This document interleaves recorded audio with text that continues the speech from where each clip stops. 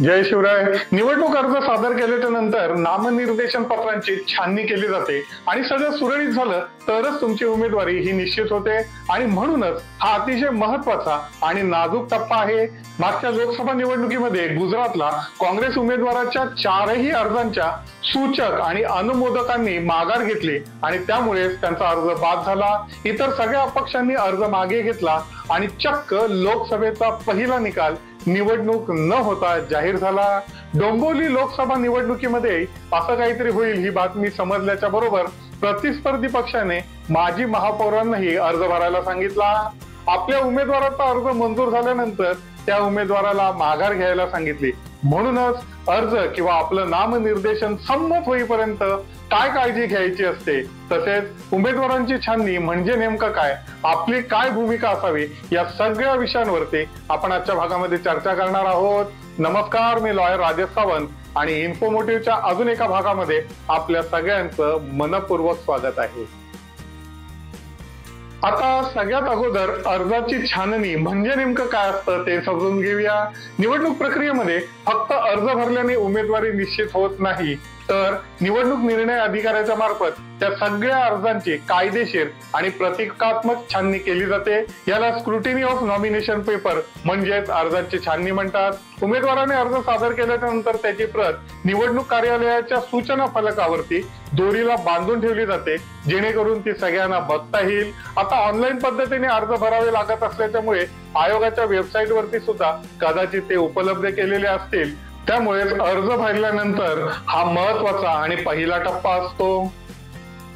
अर्ज दाखल करण्याची अंतिम तारीख संपल्याच्या नंतर लगेच दुसऱ्या दिवशी निर्वाचन निर्णय अधिकारी म्हणजे ज्याला रिटर्निंग ऑफिसर म्हणतात, त्याच्या उपस्थितीमध्ये सगळ्या उमेदवारांचे अर्ज तपासले जातात. या प्रक्रियेमध्ये 5 गोष्टी बघितल्या जातात. 1.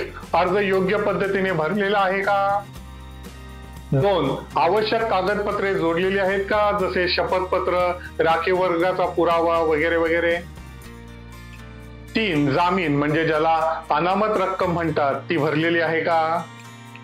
4. उमेदवार पात्रतेच्या अटी सगळ्या पूर्ण करतोय का. आणि 5वी सगळ्यात महत्वाची गोष्ट म्हणजे अर्जावर स्वाक्षरी योग्य ठिकाणी आहे का.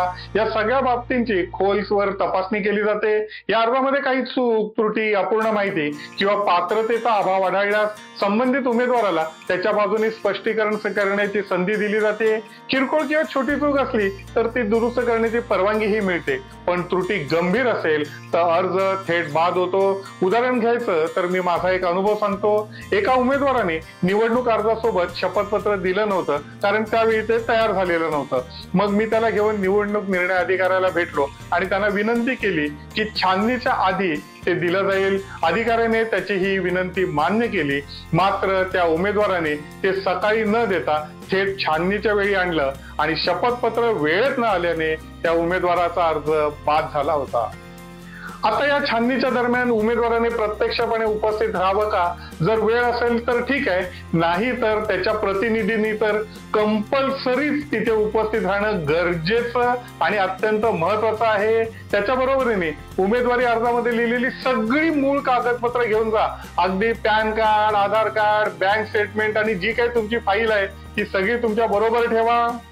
तुमचं नाव जर दुसऱ्या मतदारसंघामध्ये असेल तर त्या मतदार यादीतील तुमचं नाव असणाऱ्या पानाची झेरॉक्स प्रतही जवळ ठेवा, कारण त्यावेळी जर कुणी हरकत घेतली तर आपल्याला बचाव करण्याची संधी मिळते.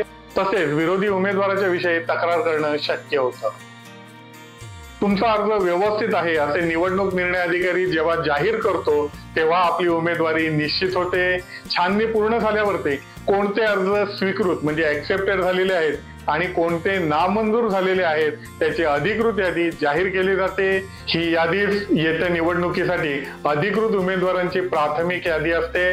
लक्षात ठेवा, एकदा का निवडणूक निर्णय अधिकाऱ्याने तुमचा अर्ज जर बाद केला तर कोणत्याही प्रकारे तो मंजूर होत नाही. त्या विरोधामध्ये उच्च न्यायालयामध्ये दाद मागूनही फारसा उपयोग होणार नाही. आता जाता जाता उमेदवारांच्यासाठी काही महत्वाच्या सूचना. 1. अर्ज वेळेत आणि नीट भरा. 2. आवश्यक ते सगळे पुरावे जोडलेले आहेत ना याची पुन्हा एकदा खात्री करा. 3. शपथपत्रामध्ये कोणतीही माहिती लपवू नका. 4. छाननीच्या दिवशी उपस्थित राहा. आणि पाचवी सगळ्यात महत्वाची म्हणजे सगळ्या कागदपत्रांच्या प्रती जवळ ठेवा. बघा, निवडणूक आहे ना डावपेचाचा खेळ आहे. मागच्या निवडणुकीमध्ये माझ्या मित्राचे वडील अपक्ष पॅनल मधून निवडणूक लढवत होते.